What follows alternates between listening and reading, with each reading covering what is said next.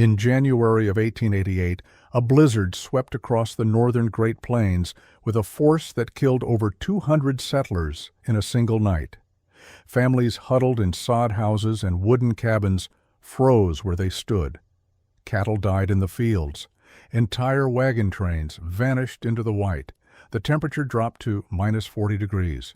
The wind moved at 60 miles per hour. And yet, 30 miles away, a Lakota winter camp of over 800 people living in structures made of buffalo hide stretched across wooden poles with no glass, no brick, no insulation, recorded not a single death that night.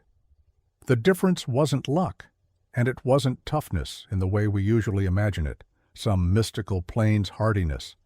The Sioux survived the deadliest winters on the continent because they had built a system of movement, of geography, of material knowledge, and of collective discipline that turned what should have been fatal into manageable. And when you understand how that system worked, you understand why the settlers failed where the Sioux endured, and why the destruction of that system required not conquest in battle, but the deliberate erasure of the one thing it depended on. So the question is, how did a people living in a tent in -20-degree weather with no modern heating, no stored fuel, and no walls achieve a survival rate that outpaced the settlers in their permanent homes? The answer wasn't toughness. This was engineering. This system rested on 6 interlocking layers: the seasonal migration pattern, the choice of winter valley sites, the architecture of the tepee itself, the management of fire and internal heat, the coordination of food storage and distribution, and the social structure that enforced every rule. Each one was necessary.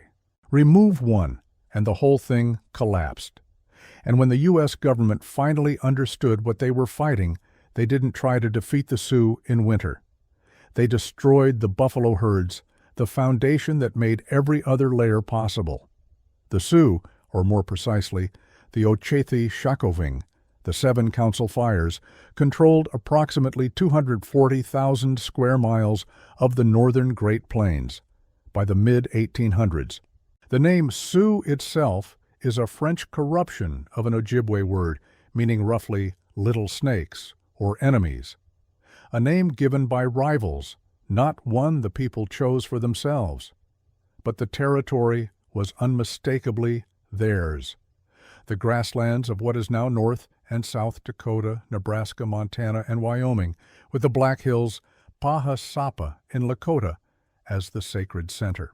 The people had migrated onto these plains gradually over centuries, acquiring horses around the 1730s through trade networks that stretched back to the Pueblo Revolt of 1680, and by the 1800s they had become the dominant military and economic power of the region. But the plains they controlled were not gentle. Winter on the northern Great Plains is not a seasonal inconvenience. It is an existential threat. Blizzards can materialize in hours. Temperatures regularly drop to -30 or -40 degrees Fahrenheit. The wind, the constant, relentless wind, moved at 40, 50, sometimes 60 miles per hour, creating wind chills that could freeze exposed skin in minutes. A person lost in a whiteout, separated from shelter by just a few hundred yards, would be dead within an hour. Cattle starved because they couldn't break through the ice crust on the grass to reach the dead vegetation beneath. Horses that weren't sheltered and fed went lame or died. The winter killed indiscriminately. The Sioux survived because they did not try to resist the winter. They moved with it. Layer 1, the seasonal migration pattern. By late summer, the bands began to move. The Lakota followed the buffalo herds as they shifted south and west, away from the worst of the coming cold. This was not a casual drift. It was a coordinated, timed movement across a territory the people knew in absolute detail. Every water source, every sheltered valley, every place where the buffalo would congregate as the temperature dropped. The migration was not a desperate flight from danger. It was a deliberate repositioning into the safest possible geography for the winter months ahead. The key to understanding this system is that the Sioux did not treat winter as a single, undifferentiated threat. They broke it into phases. Early winter, November through December, was still relatively navigable. The herds were still moving. The cold was severe, but not yet at its worst. Late winter, January through March, was the killing season. This is when the temperature bottomed out, when the wind was most consistent, when food became scarcest. The spring thaw brought its own dangers: flooding, unpredictable weather, the risk of being caught in a valley as water rose. The migration pattern anticipated all three phases. In September and October, the bands would gather at summer hunting grounds and begin the slow movement south and west. By November, they would be positioned in the foothills or in protected valleys where the winter wind was less severe and where the buffalo herds had already congregated. They would stay in these winter camps, sometimes the same camps year after year, sometimes new ones depending on where the herds had moved, through the worst of January and February. Then in March and April, as the thaw began and the herds started to move north again, the bands would break camp and follow, reaching the summer hunting grounds by May. This entire cycle depended on knowledge. The Sioux had no written maps, no surveying instruments, no thermometers. But they had something more useful: generations of accumulated observation. Tribal historians and war leaders knew which valleys stayed warmest, which ones were prone to avalanche, where the water sources didn't freeze solid, where the wind tunneled worst, where the buffalo could find forage even under snow. This knowledge was not individual. It was collective, stored in the memory of the tribe, taught to children, refined with each passing year. A Lakota child born in a winter camp would learn the geography of survival the way a modern child learns a hometown, and the system was enforced.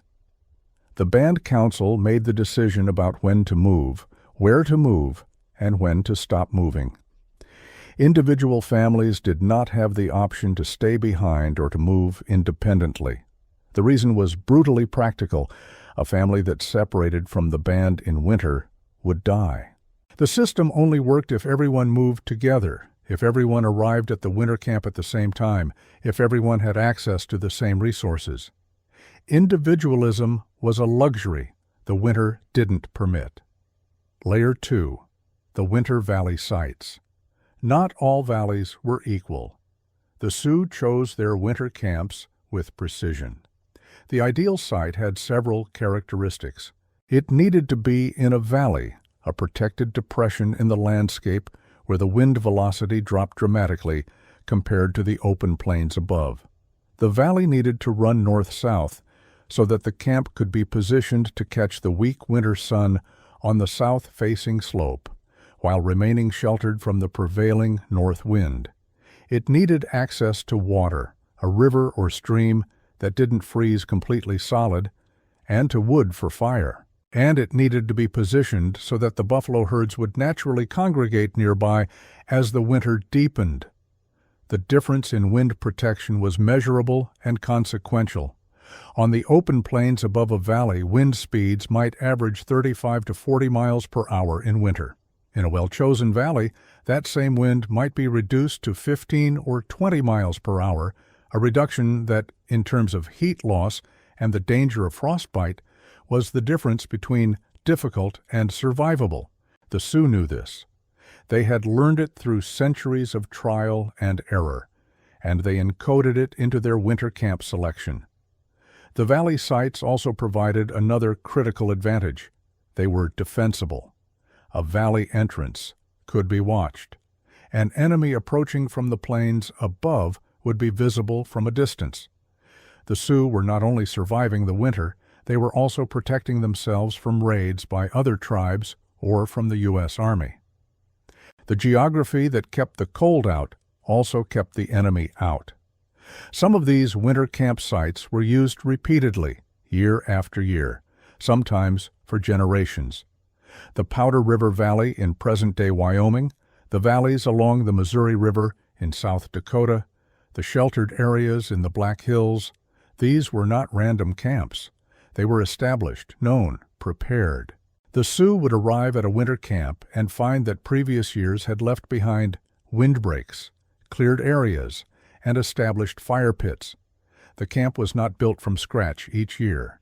It was rebuilt, refined, improved. Layer 3. The architecture of the tepee. The tepee is often romanticized as a simple, primitive structure. It was neither. It was an engineering solution to an extreme climate problem, and it was more effective than most people realize. A Lakota tepee was constructed from approximately 17 poles of lodgepole pine or tamarack, each roughly 25 feet long and 4 to 6 inches in diameter at the base.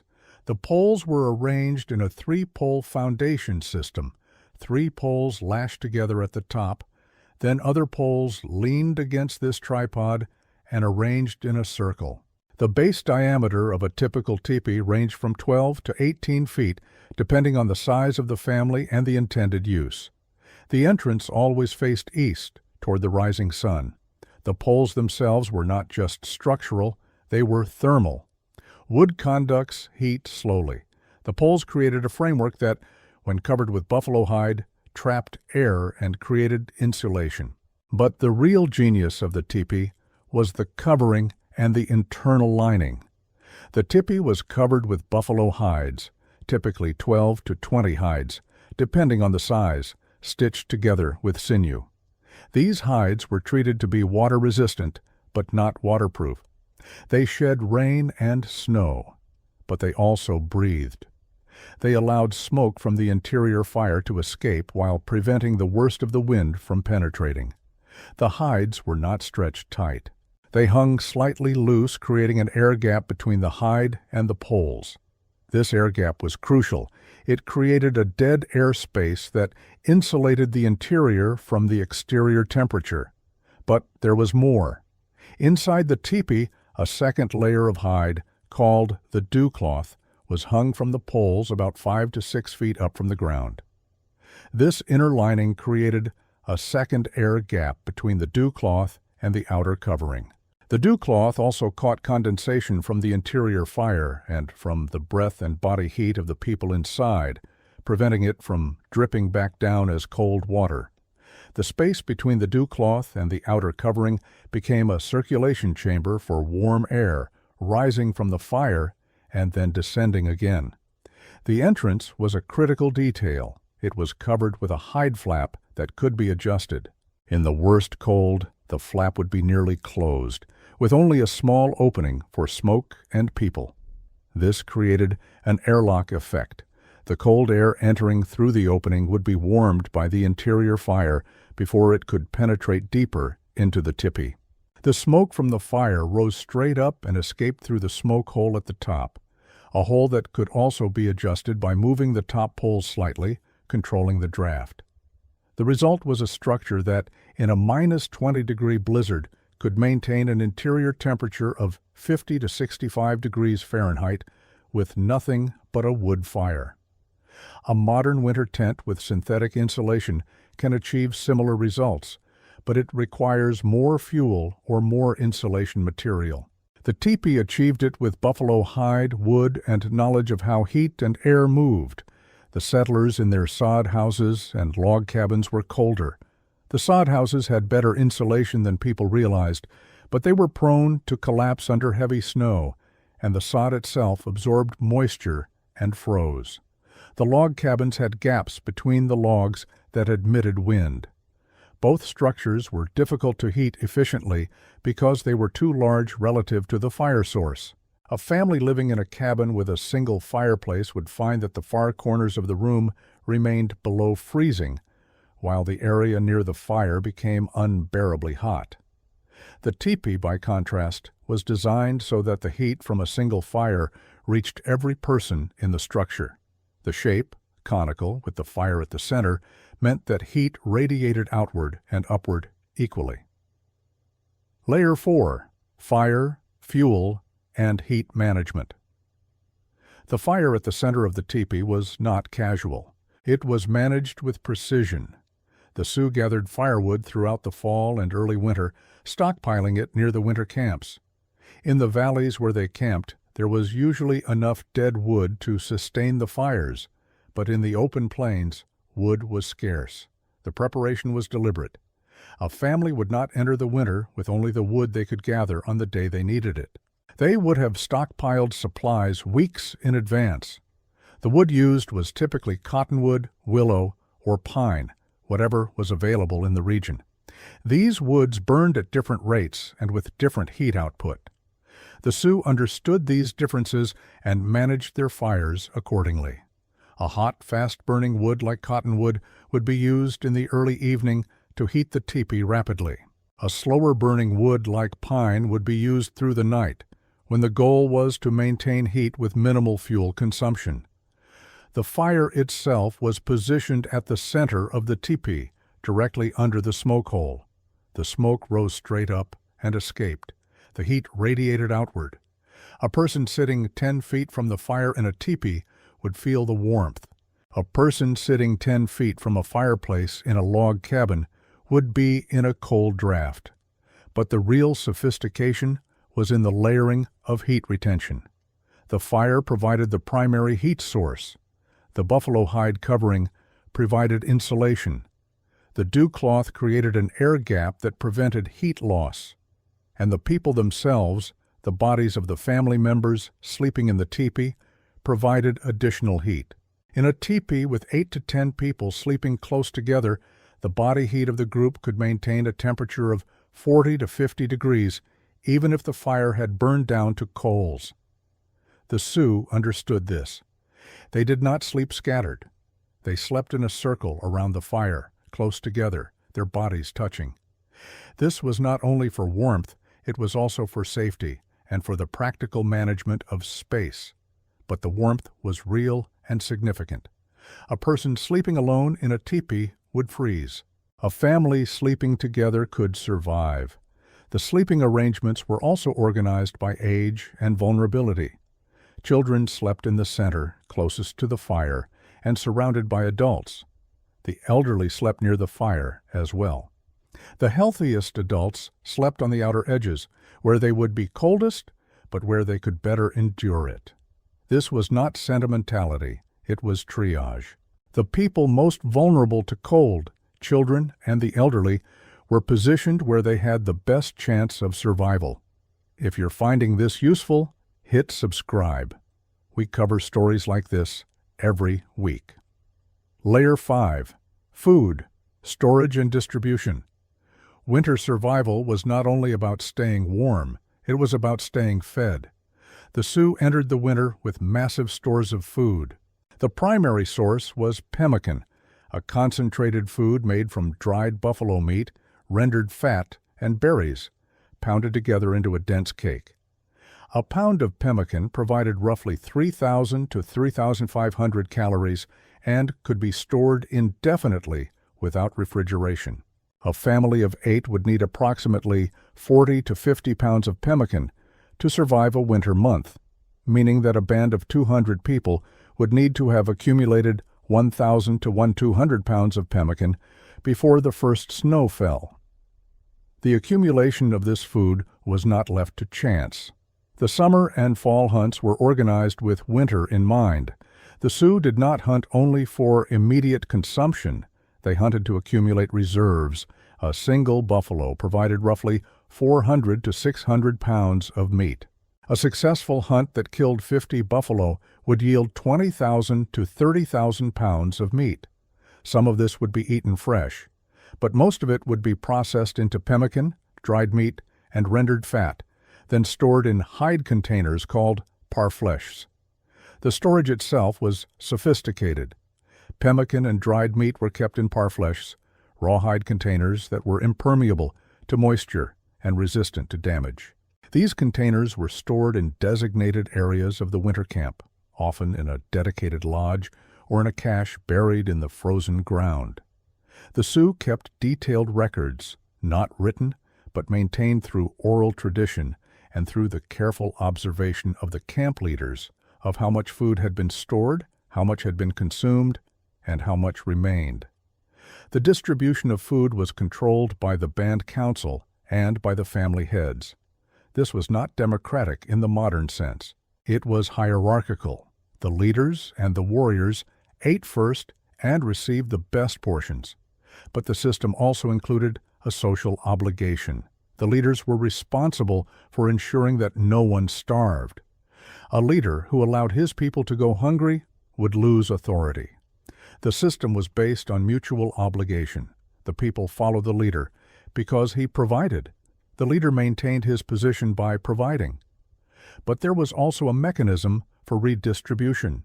If one family's food stores ran low, they could appeal to the band council or to a wealthier family for assistance. This was not charity. It was an investment in social cohesion. A family that received help in a difficult winter would reciprocate in a future year when the roles were reversed. The system worked because it was based on long-term relationships and long-term thinking. People did not live in isolation. They lived in a band, and the band's survival depended on everyone surviving. The food itself was nutritionally sophisticated. Pemmican provided fat, protein, and carbohydrates. Dried berries provided vitamins. The rendered fat provided the high-calorie density needed to maintain body heat in extreme cold. A person working in -20-degree weather needs to consume roughly 4,000 to 5,000 calories per day just to maintain body temperature and perform basic tasks. The Sioux diet, built around pemmican and fat, provided this caloric density. The settlers, by contrast, often entered the winter with inadequate food stores.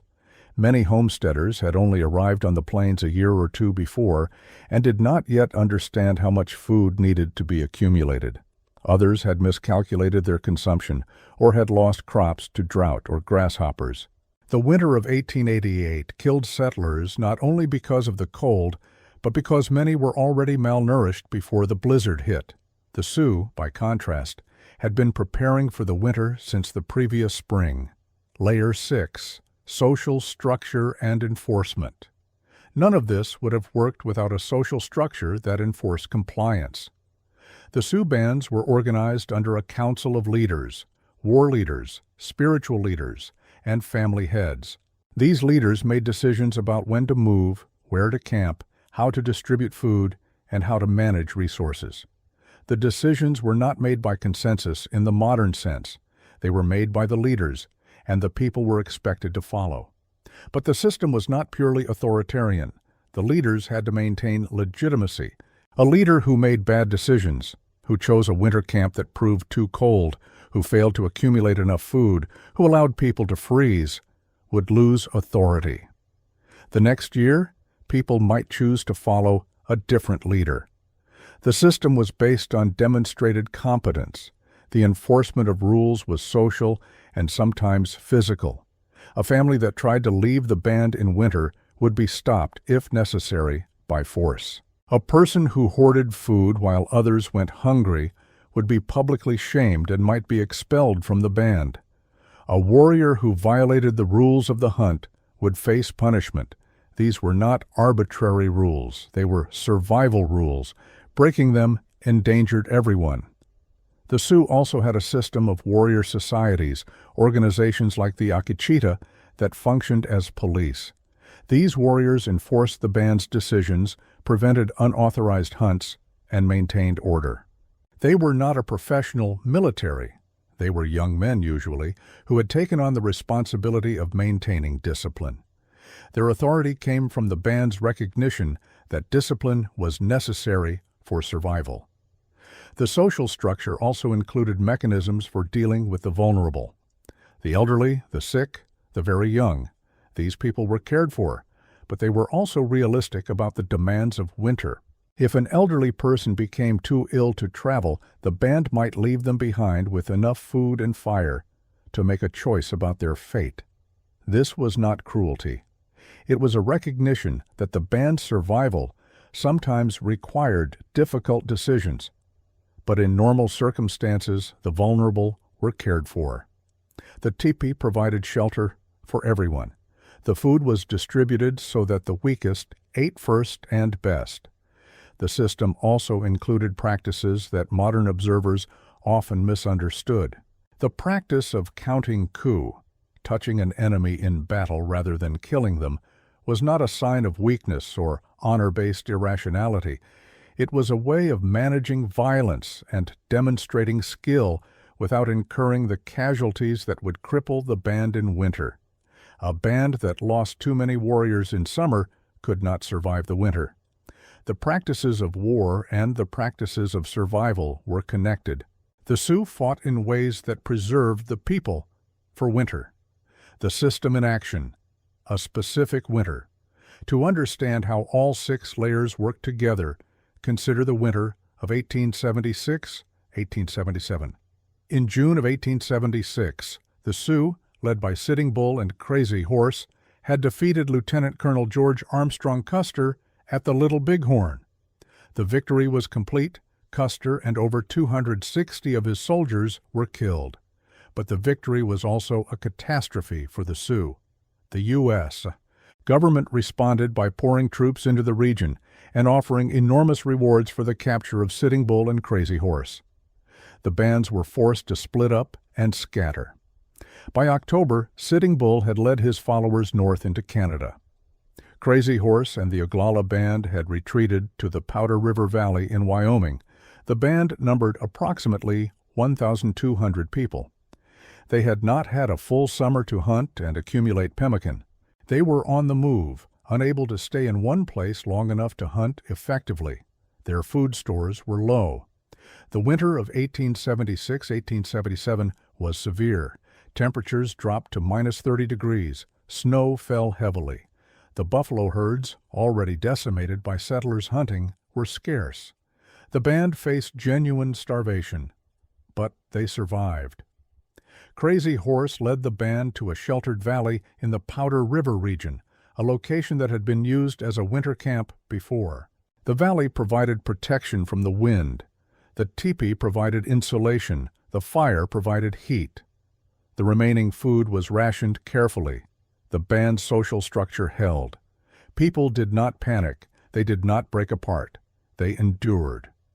By spring, the band had lost some people, not to the cold, but to starvation and to illness. But the majority survived, and they survived because they had a system, the destruction of the system. And then, systematically, the U.S. government destroyed it. The first blow was the buffalo. In the 1870s and 1880s, the U.S. Army and private hunters deliberately killed the buffalo herds. Estimates vary, but between 1870 and 1890, the buffalo population on the Great Plains dropped from approximately 30 million to fewer than 1,000. The kill was not accidental, it was policy. Military commanders understood that the buffalo was the foundation of the Sioux economy and survival. General Philip Sheridan, the commanding general of the U.S. Army, famously stated that the buffalo hunters have done more to defeat the Indians in the last 2 years than the entire regular army in the last 30 years. Without the buffalo, the system collapsed. There was no meat to hunt. There was no pemmican to make. There was no fat to store. There was no hide for teepees. The Sioux were forced to depend on government rations, meager, irregular, and often inadequate. The winter camps could no longer sustain themselves. The seasonal migration pattern became impossible because there was nothing to migrate toward. The second blow was the reservation system. In 1877, following the events of 1876, the Sioux were confined to reservations: Pine Ridge, Rosebud, Standing Rock, and others.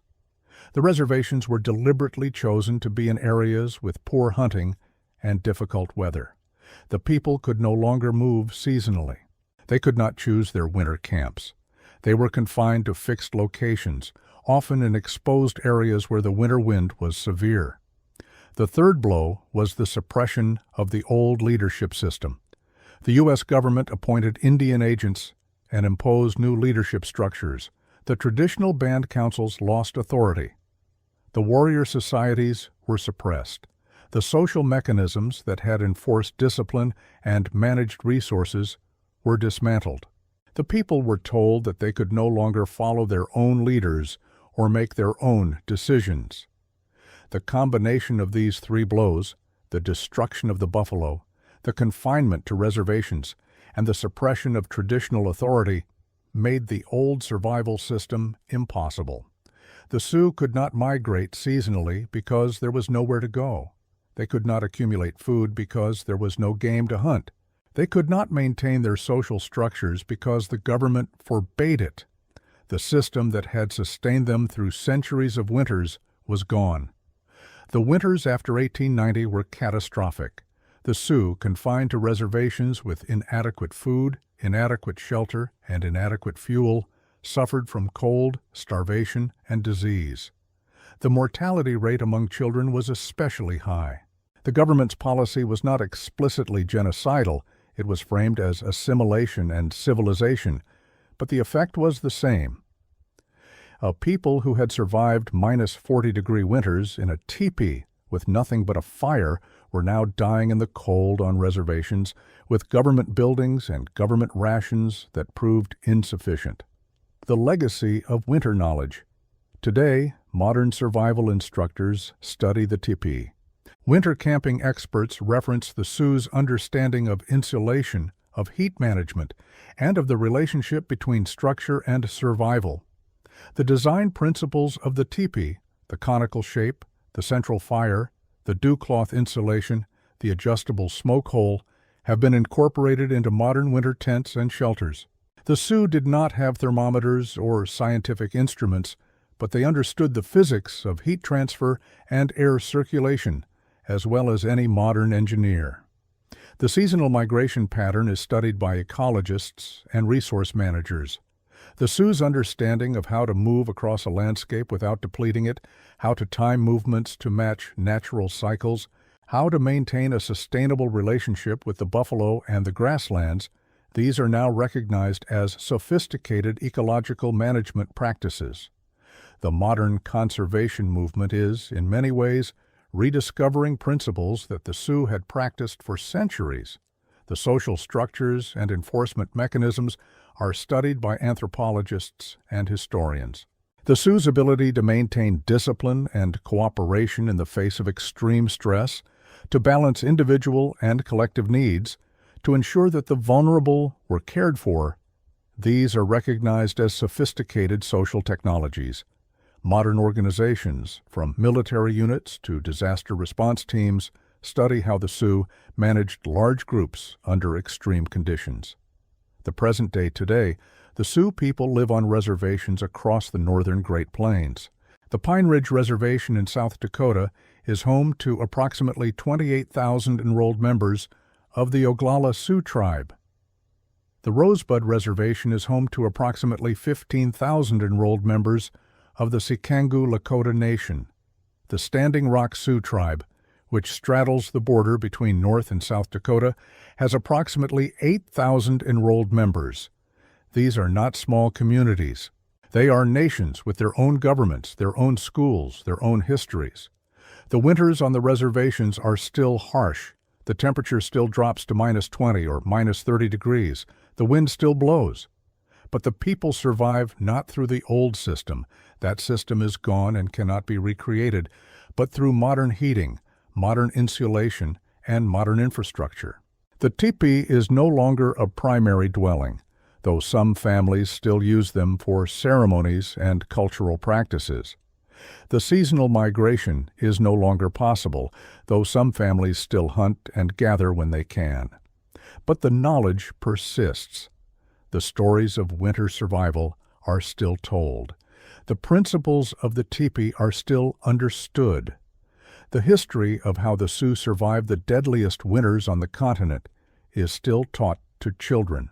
And in that persistence of memory and knowledge, there is a form of survival that the government's policies could not destroy. The next time you see a winter tent rated for extreme cold, or a sleeping bag with a dew-cloth insulation system, or a heating system designed to radiate heat from a central point, you are looking at the legacy of Sioux engineering. The next time you read about sustainable resource management, or about how indigenous peoples managed landscapes for thousands of years without depleting them, you are reading about Sioux knowledge.